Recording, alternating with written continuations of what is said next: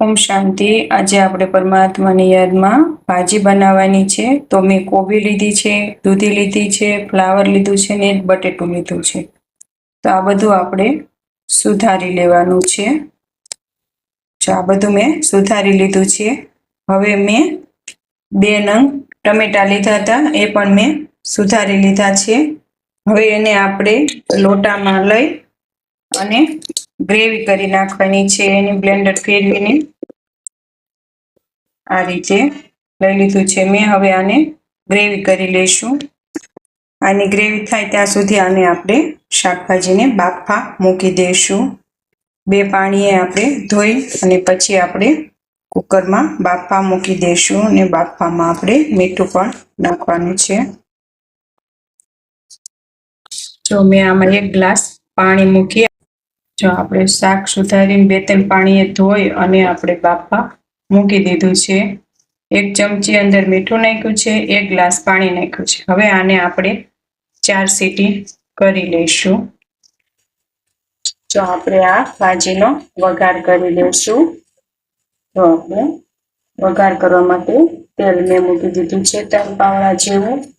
એમાં આપણે હિંગ એડ કરીશું અને મેં આ જે ટમેટાની ગ્રેવી કરી હતી એ ટમેટાની ગ્રેવી કરી એમાં વઘાર કરવાનો છે, એટલે ટમેટાની ગ્રેવી તૈયાર થઈ ગઈ છે। અને જો આ બીટ પાવડર છે, તમારા બાળકો બીટ ન ખાતા હોય તો આ રીતે બીટ પાવડર અંદર એડ કરી દેવાનો। ભાજીમાં ખબર નહીં પડે બાળકોને। જો આપણે વઘાર કર્યો છે,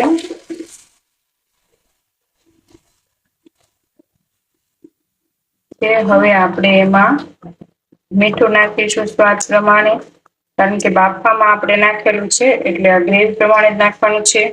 હવે એમાં આપણે લાલ મરચું લીધું છે 2 ચમચી જેવું, અને જે મેં બીટ પાવડર કહેતી હતી એ બીટ પાવડર લીધો છે 1 ચમચી જેવો, કારણ કે કલર પણ આવી જાય અને આપણે બાળકોને એમ થાય કે આમાં બીટ નથી નાખ્યું।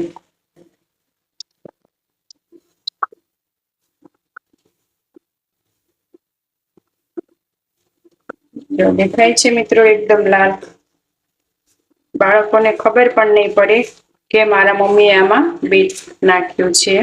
આ રીતે હવે પકડી જાય ત્યાં સુધી, તેલ ઉપર ન આવે ત્યાં સુધી એને ચડવા દેવાનું છે। આ આપણે ભાજી બફાઈને કમ્પ્લીટ થઈ ગઈ છે અને મેં એને ચેપી પણ લીધું છે। હવે આપણે એમાં આ ગ્રેવીમાં એડ કરી દઈશું। જો એડ કર્યું છે। હવે આપણે આને ઉકળવા દેવાનું છે ત્યાં સુધી, આ થોડી ઘટ થાય ત્યાં સુધી આપણે એને ઉકળવા દઈશું।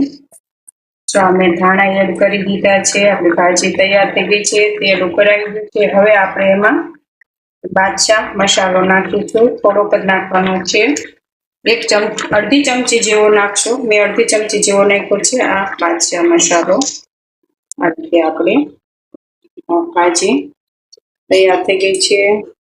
હવે આપણે 1 વાટકીમાં એને લઈ લઈશું બાબાને ધરવા માટે, ભગવાનને ધરવા માટે। તો આ આપણી ભાજી તૈયાર થઈ ગઈ છે, દેખાય છે ને। હવે આપણે ભગવાન માટે લઈ લઈશું।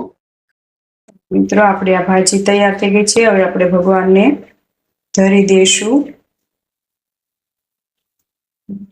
ઓમ શાંતિ।